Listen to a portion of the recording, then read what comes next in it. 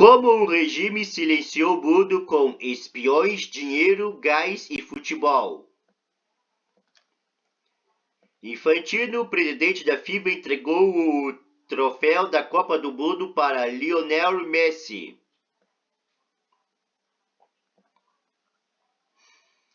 Épico drama ou onde? Victor Hugo tinha uma forma de diferenciar esses fenômenos classificados no último como uma obra baseada no futebol, o épico como grandioso e o drama como real. Mas o que ocorre quando um evento reúne todos esses aspectos? Quando o realismo mágico latino-americano e o surrealismo que brota das profundezas da Europa superam a ficção?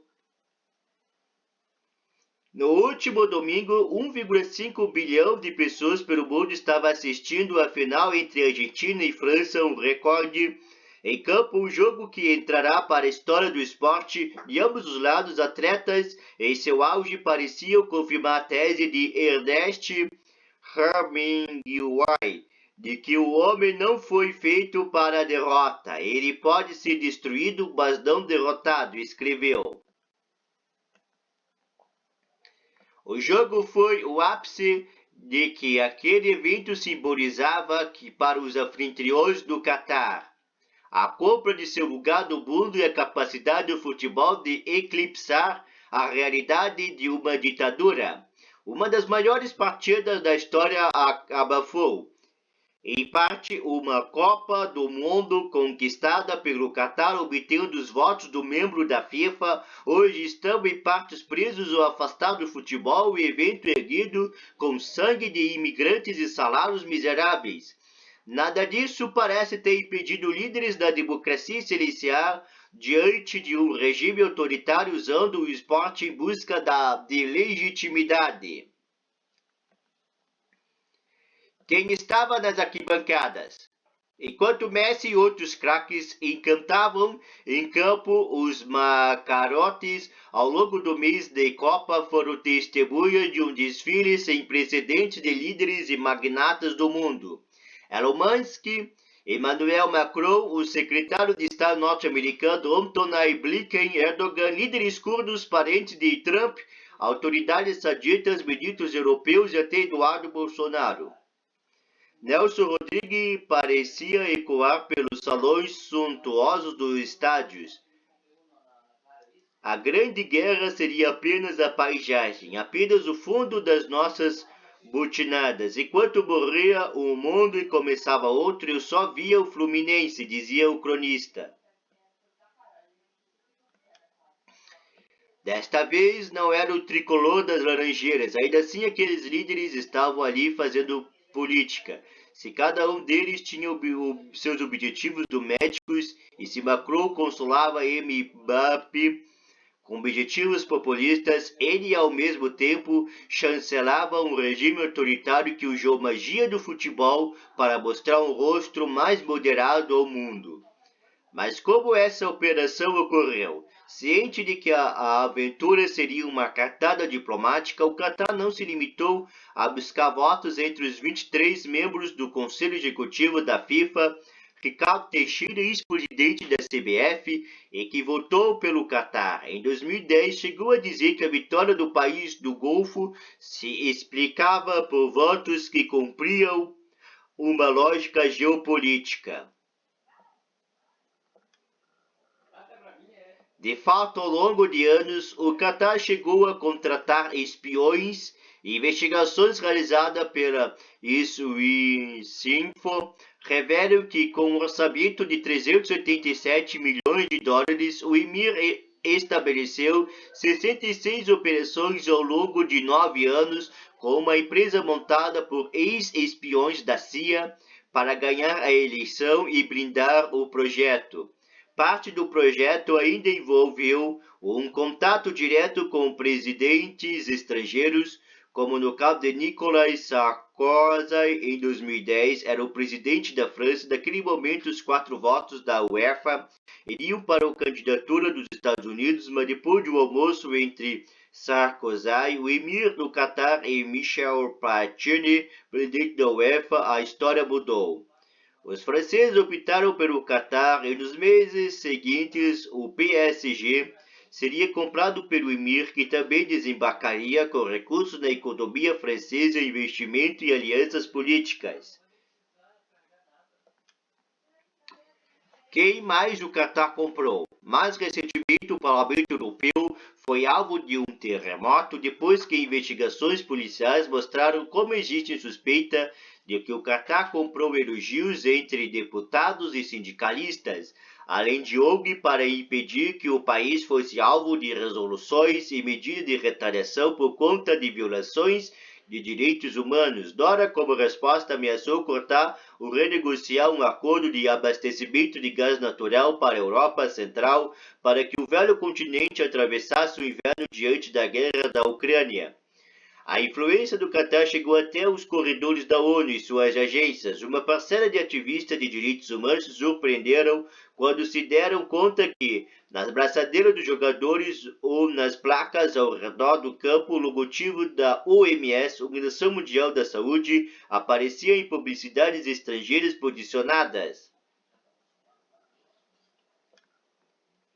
De acordo com o OMS, a colaboração com a FIFA está orientada para compartilhar mensagens para promover saúde e para melhorar concretamente o impacto na saúde para milhões, se não bilhões de torcedores que assistem aos jogos. A agência ainda se orgulha de dizer que nesta Copa do Mundo, pela primeira vez, a alimentação em estádios e zonas de torcedores inclui opções saudáveis desenvolvidas com a orientação da OMS.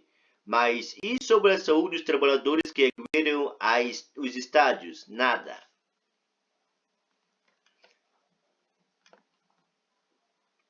A amizade do Catar e da FIFA também foi estendida à Organização Internacional do Trabalho do dia 19 de novembro. O presidente da FIFA, Gianni Infantino, irritaria a comunidade de ativistas e de direitos humanos ao declarar durante uma coletiva de imprensa que se sentia parte da população mais vulnerável do Catar. Hoje me sinto gay. Hoje me sinto como um trabalhador migrante, disse. Mas foi nesse monólogo perante a imprensa mundial que o futebol que ele deixou escapar a notícia de que a FIFA e a OIT estabeleceriam em conjunto um centro de excelência trabalhista. Estamos em discussão, temos um memorando de entendimento com a OIT, disse Gianni Infantino, o diretor-geral da OIT, virá aqui de alguns dias, prometeu. Na realidade, ao contrário da declaração do presidente da FIFA naquele dia, não havia nenhum memorando de entendimento entre sua organização e a OIT. Infantino e Gilberto Rougibot, o novo diretor da OIT, tinha se reunido 3 dias antes de Bali, à margem da cúpula do G20. Rougibot já estava familiarizado com o Catar em 2016. Como ex-diretor-geral adjunto da organização, ele havia iniciado contatos com Dora após uma coalizão dos sindicatos, agindo em nome dos trabalhadores estrangeiros, ter apresentado uma queixa à OIT pelas supostas violações de direitos trabalhistas do Catar. Segundo fontes familiarizadas com as discussões em torno do acordo, o Infantino estava com pressa de ter-o redigido e assinado. Ele se dirigiu diretamente a Roigbo, pedindo que o documento estivesse pronto até 4 de dezembro, quando a Roigbo o visitaria em Dora. De acordo com fontes próximas, as conversas seguiram as consultas internas à OIT e, apesar de algumas resistências dos funcionários, Roigbo deu luz verde para preparar rapidamente o rascunho do acordo.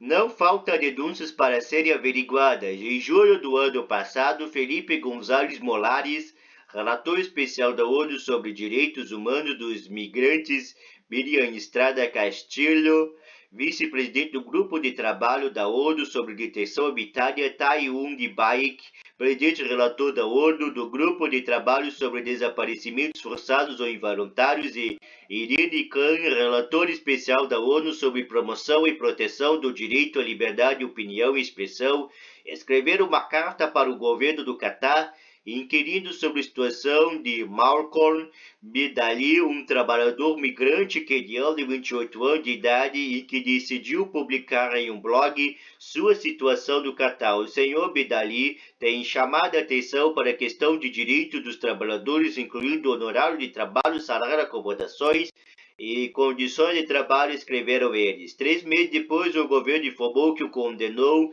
Bidali pela criação e distribuição de desinformação do Estado do Catar. Em seu livro de 2020, Still Walk to be Done, ainda há trabalho a ser feito. O futuro do trabalho decente de Big Luke Korteberg, ex-vice-presidente do Conselho de Administração da OIT, para o Grupo dos Trabalhadores, relata como, tendo montado uma máquina de lobby sem precedentes, o Catar tentou sistematicamente impedir uma investigação sobre seus direitos humanos e práticas trabalhistas. Em 2014, depois que François Crépéal, relator especial da ONU para os direitos humanos dos migrantes do Canadá, publicou um relatório documentado sobre as condições dos trabalhadores estrangeiros do país, Catar conseguiu reunir uma ampla coalizão de apoio.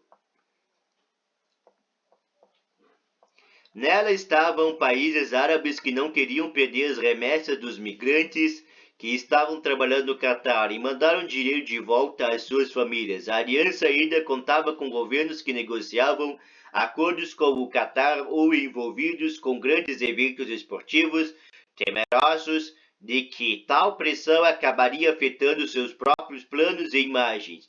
Como resultado, o relatório não teve seguimento do Conselho de Direitos Humanos, escreveu Korteberg.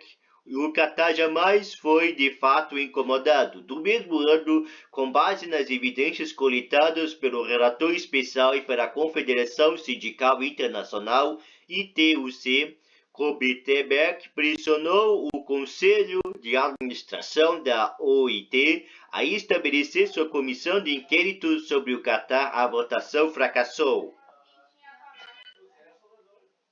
Em seu livro, Korteberg conta com as armas de pressão do Catar. Isso incluía a ameaça grosseira do ministro do país sede da Copa de cortar o fornecimento de energia aos países apoiadores da missão de investigação.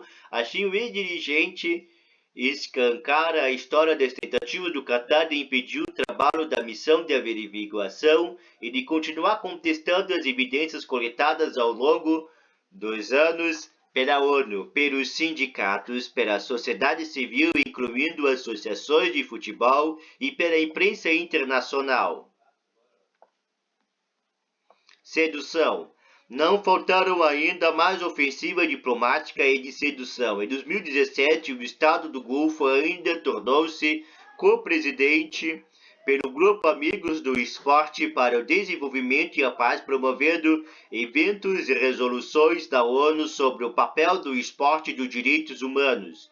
Durante as sessões do Conselho de Direitos Humanos da ONU, o Catar teve 4 exposições informativas dos corredores ao redor da sala do Conselho. Uma delas chama Direitos Humanos e Futebol. E desde 2018, a ONU em Genebra co-organizou 3 exposições de arte com a missão permanente do Catar.